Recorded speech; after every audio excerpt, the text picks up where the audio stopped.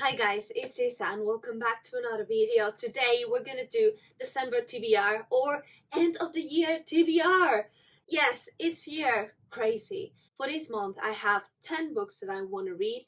Out of those I have one reread, I have 3 that are continuations of series that I have ongoing, and then I'm starting 6 new series because why not, right? Why not? This list will be a blend between young adult and adult fantasy. First, let us start with a story that it's sweet and that it's cozy, with 6 Crimson Cranes, and it tells the story of a main protagonist who has magic, and although she usually conceals it very good, on the day of her wedding she just cannot conceal it anymore and she is discovered.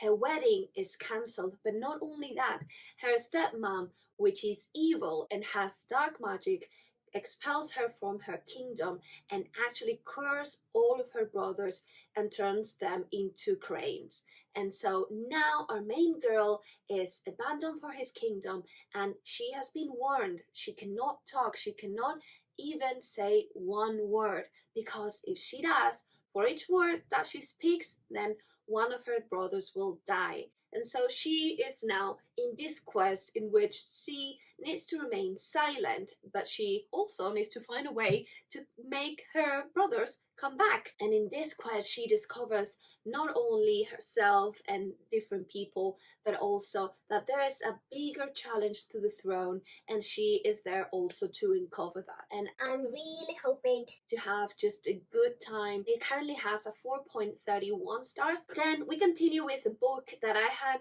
in my TBR for forever, but again this screams winter just so loud that I cannot escape it anymore, and that is The Bear and the Nightingale. And this is set in Russia, and it seems to be kind of a fairy tale. It has this forest, snowy vibe. I'm just gonna love it, I feel. And it tells the story of a main girl who all of her life has been told these stories about the frost, this winter demon with eyes as eyes that just comes to the people and retrieves their souls. And so in her family they have been really believing in all of these tales, but when her mom passed away and her dad brings another evil stepmom, she is suddenly being groomed to be married or thrown away, to whatever, like a convent or whatever. And all of these routines that they've been doing to kind of appease the forest are not anymore, and something starts happening that will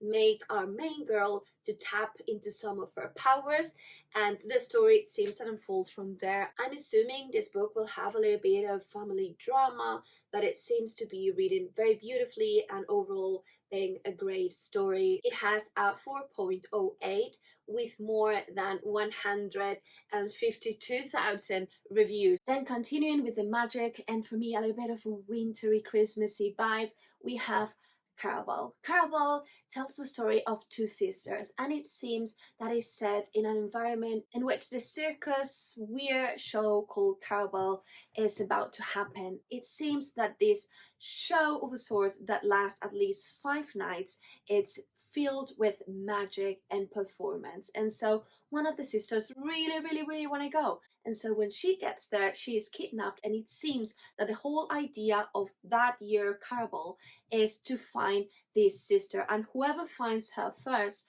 kind of wins. So the other sister, the one that remained, without really wanting to enter this game of the swords, needs to get also into this sort of competition in a whirl of heartbreak, magic, and supposedly a lot of beautiful scenes to find her sister before anyone else does, otherwise her sister might die. It has a 3.97 star with a wee bit more than 200,000 reviews, so again it's a very well-loved book. Then for my reread we have Elantris by Brandon Sanderson, which was his first book, and it's also a standalone, and it tells the story of 3 characters.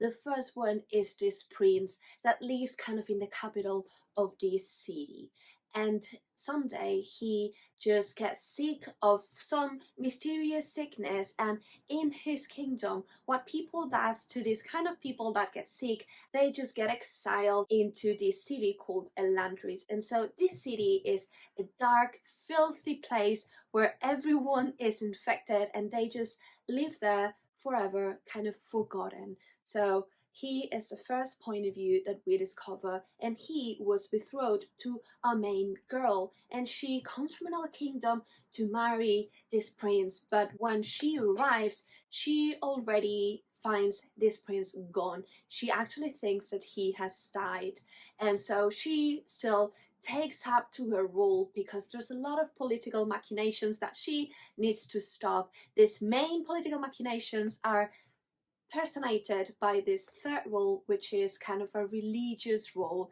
a man, a priest of sorts, that has a lot of different ideas, and those are not necessarily good.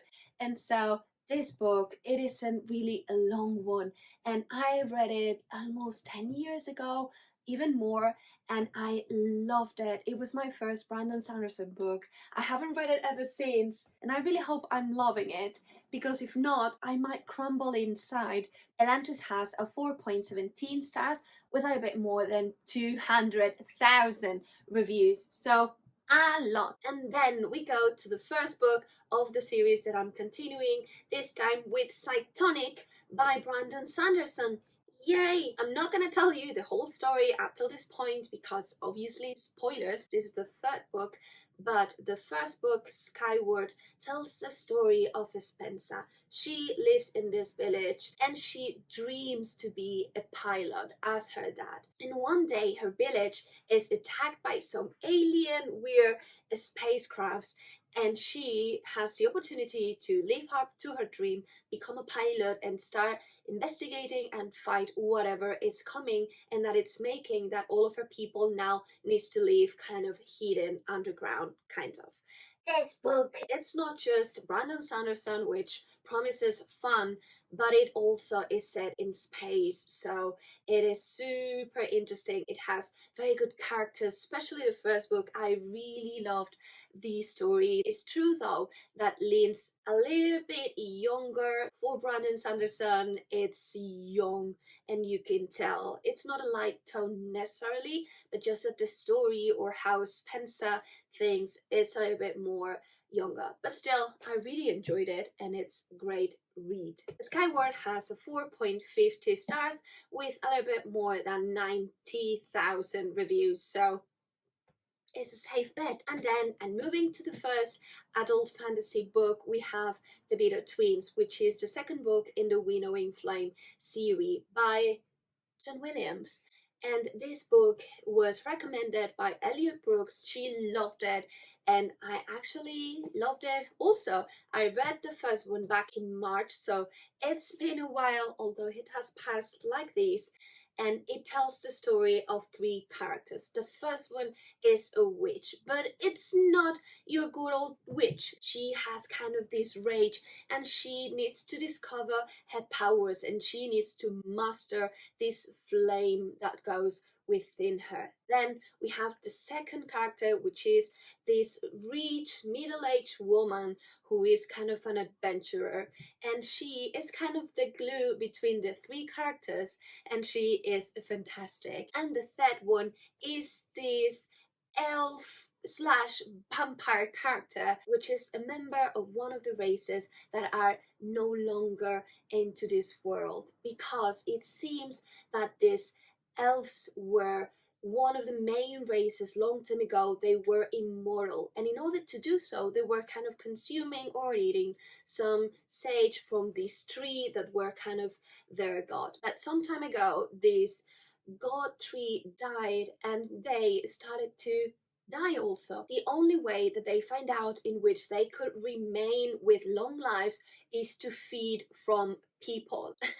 But at some moment they will develop what it's called the crimson flax, which is a very, very grave sickness that actually kills them. This whole race has almost died, and this is a shame because in this world, every few centuries, they have different wars called reigns, and no one knows what those reigns are, nor what caused them, nor how to fight them. But it seems that the only ones that were able to fight these wars were the elves. So kind of we're screwed at this point. These three characters are right now kind of discovering what happens, and you as a reader are discovering the world at the same time as they do, and you're trying to figure out what happened because they don't remember, they don't know, they're just understanding what is left of these reigns. And it seems that a new reign or war is coming and they don't really know how to face it. And so the book was really great. I was confused. I was very confused for a long of time, as the characters were. So you were just one with the character, but when they start figuring out and you start, then it's, you know, so satisfying. And it ended with a punch, and I really, really, really want to get to it. So yes, this is a little bit less known, and it has a 4.17 rating, so kind of a hidden gem. And then I'm also going for a new release of this fall, which is The Bone Shard Emperor, the continuation of The Bone Shard Daughter, a book that really is different. It's kind of this blend even with fantasy, but also almost sci-fi, and it was really fascinating. The first book tells the story of different points of view, but mainly two. The first one is this girl that has forgotten everything. She has no memories, but she is the daughter of the emperor. And so this emperor is making her daughter remember. She needs to train, and as she is training, she is unlocking different powers or different levels of this magic, of the bone shard magic. And only if she regains a lot of memories, the emperor will grant her kind of the throne. If not, the emperor will give it away to someone else. So our character has a clear purpose. And then we have another point of view, which is of a man that basically has this quest of finding his wife. And in doing so, he suddenly becomes kind of this hero. He doesn't really know why and how, but he starts saving children from the bone shard magic, from being part of it. And while doing so, you know, he gets the praise from the people, and he get also a small animal companion that is super interesting, and it has different points of view beyond these two, so it's a little bit more complex, but the story is thrilling, and the end was just wow. The first book has a 4.09 with a little bit more than 10,000 reviews, and the second one, I'm assuming it will be hopefully as good as the first one. And then also for this winter vibe, one book that has a little bit of mixed reviews, and this is For the Wolf, set in this forest snowy setting in which it seems that the second daughters are usually offered to this wolf in order to maintain some sort of peace. And so our main girl is the second daughter, and she is offered to the wolf, but when she gets there, things are not as it seems, and it actually seems that they develop a little bit of a relationship.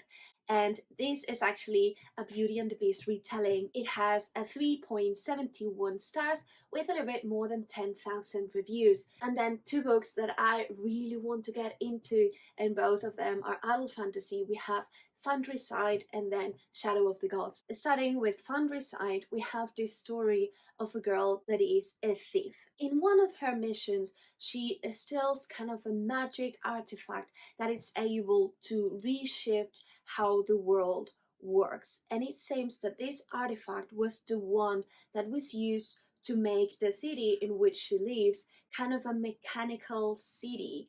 And it seems that everyone wants now our main character dead and the artifact for themselves, because if these artifacts falls into the wrong hands, they can change forever how the world works. And that just sounds so enticing that I'm 100% getting there. It seems also that the magic is really unique. It seems that you can compel the elements, the objects to do stuff. Like you can tell a wheel to spin or to go uphill. It's something different, but I really like magic with rules, so I'm hoping to really enjoy this book. It has a 4.21 stars with almost 25,000 reviews, so a win. And last but not least, we have Shadow of the Gods, which is a release from this year, and it seems to be set in this Norse mythology. A long time ago, the gods were living there, and it seems that they